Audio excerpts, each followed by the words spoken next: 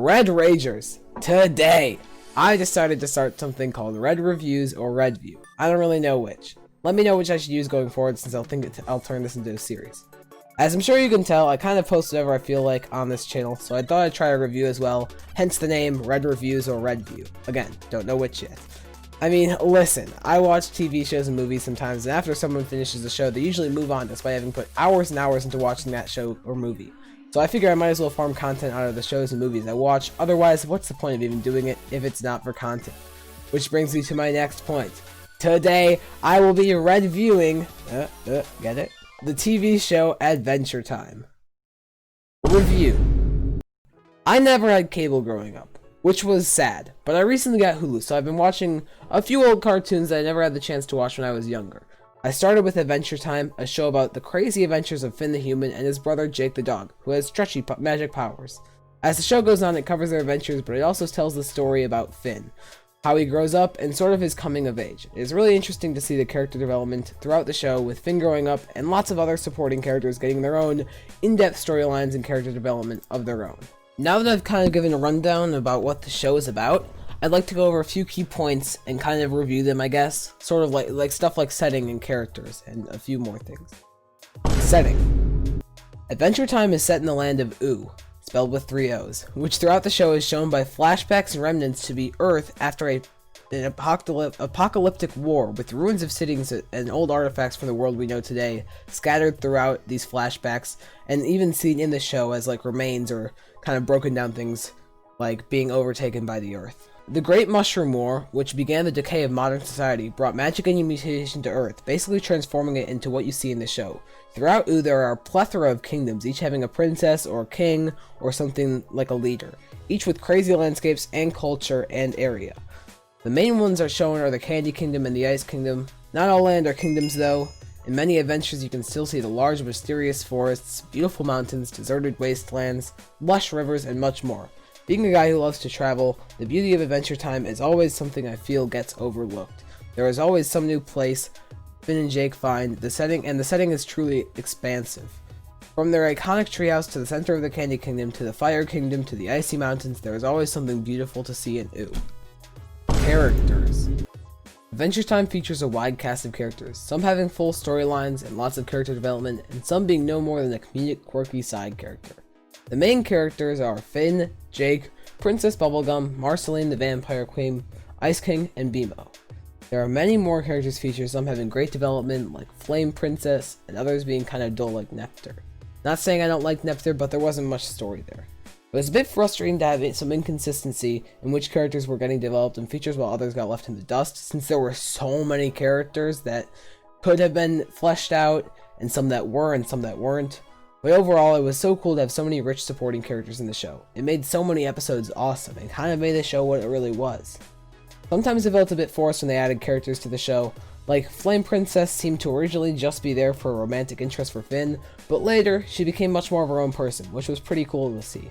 Additionally, it sometimes felt as if they introduced characters too late into the series and didn't give them a good finish to their stories, like Huntress Wizard. There were many recurring storylines and antagonists like the Lich, the King of Oo, Fern, and a few more.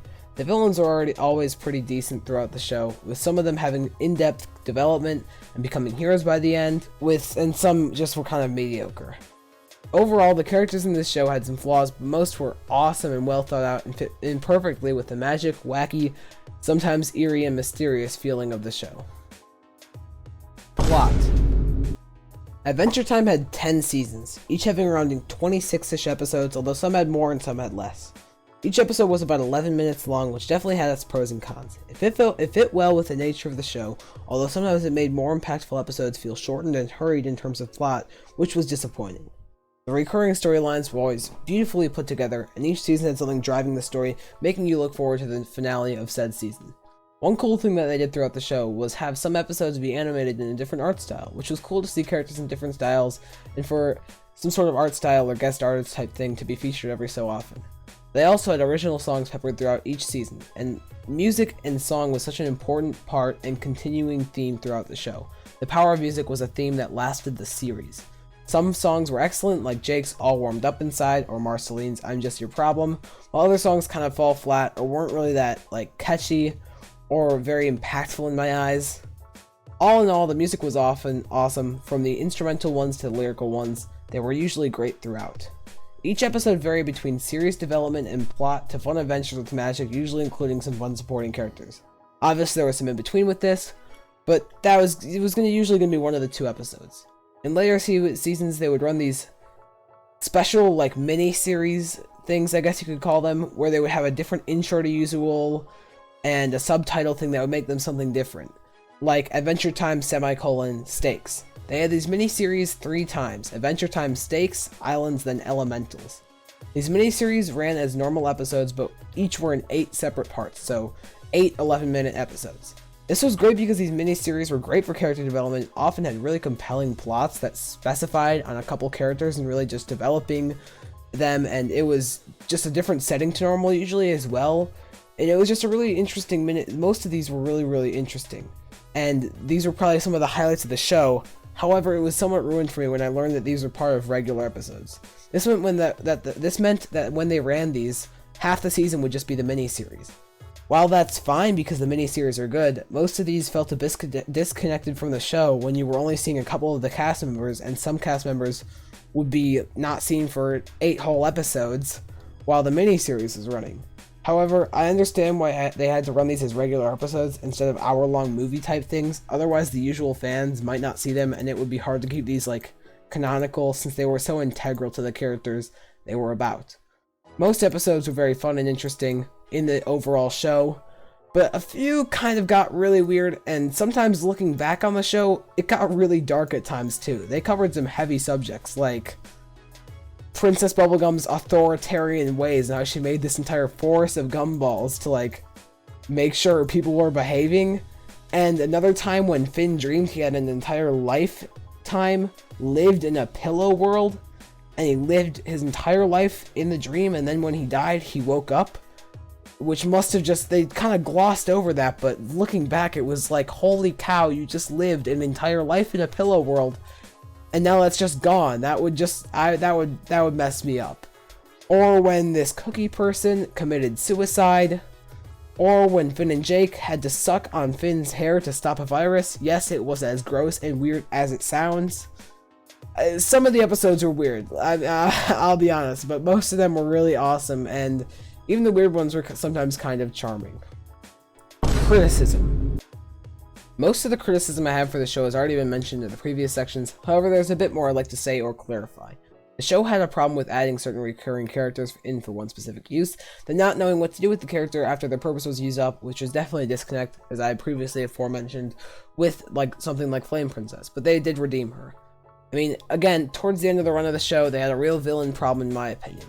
Vern was this major hero villain character introduced in one of the later seasons, and he was such an unlikable character in my opinion, which is good for a villain, but I feel like the way they introduced him was so forced, and I didn't feel like Finn and Jake handled the signs of him like becoming a villain or anything like that properly when he was like showing signs of becoming a villain or kind of being off. They seemed so oblivious, which is frustrating, and I know that's a thing that people do in shows or books or movies, but it seems unlike their character to be so oblivious to what was going on. Another villain who came out of nowhere was Uncle Gumball. While he felt a little more natural, it still came out of nowhere that he was the new villain, and the conflict between him and PB seemed somewhat forced, although once you kind of learned his backstory and there were a few flashbacks, it felt pretty real and gave a bit more context for his overall character, which redeemed him a bit in my eyes. Quick message. Before I wrap up, I hope you guys liked the video. I know it's not quite over yet, and enjoyed my Reddview.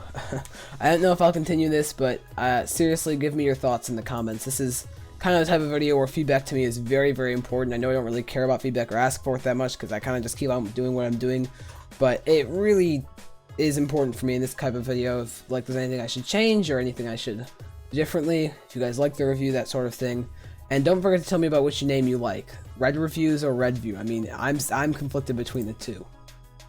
Ending. Truly, Adventure Time is an amazing show, but it did occasionally falter in some spots. I highly recommend everyone who's watching this video watches the show if you haven't already. It is on Hulu and HBO, and overall Adventure Time is a great show with rich characters and an insane magical world that takes you to another place. I felt so invested while I was watching.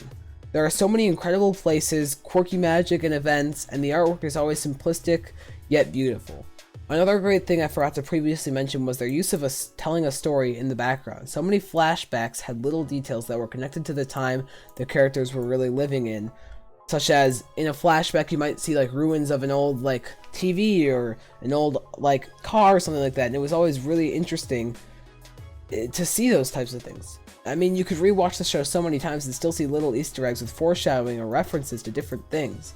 The writers and animators' ability to tell a story through just some landscapes and something like that was really struck me while watching.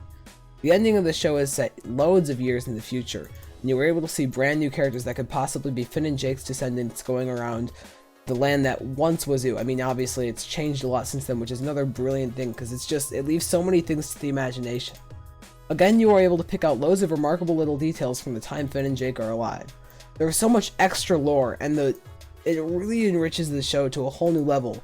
There is just so much lore and extra things, and I am just always appalled by the world these people were able to create with this much like stuff in it. I just don't know. There's just so many. You still have so many questions after watching the show, and that's sometimes the beauty of it.